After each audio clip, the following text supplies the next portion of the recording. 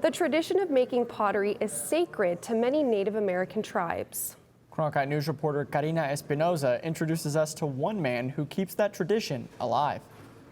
Through his hands, Ron Carlos carries the memory of the Pima and Maricopa Indian nations.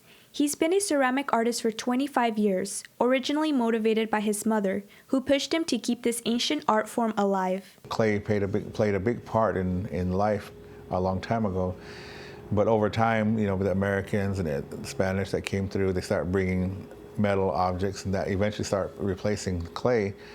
But we as a people are made out of clay. That's what our creation tells us too. The history of pottery is one that covers thousands of years, part of it captured at the new exhibit at Phoenix Pueblo Grande Museum. Pottery pieces from the Tohono O'odham, Hopi, and Zuni tribes are on display, some of them telling the story of its people and the lives they lived so many years ago. You get to come in and you get to kind of recreate a piece that was, existing thousands of years ago, and now it's in its entirety, and it's just a cool way of kind of walking around it, getting a really good 3D image of what it looks like and how large some of these pieces actually were.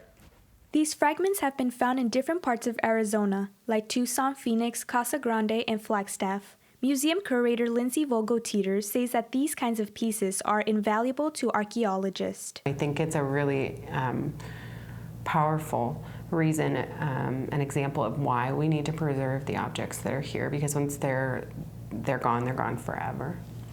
For current pottery artists like Ron Carlos, he hopes that this will help in keeping interest alive towards an ancient tradition that he doesn't want to see lost. I'm probably the last one that makes pottery all the time. And there's a few others that know how to make pottery, they just don't. And so I try to teach all the time, but that's because of the way they think like Americans. They want everything to be ideal and perfect and pristine. And it doesn't always come out like that. Sometimes the clay wants to do what it wants to do. In Phoenix, Karina Espinoza, Cronkite News.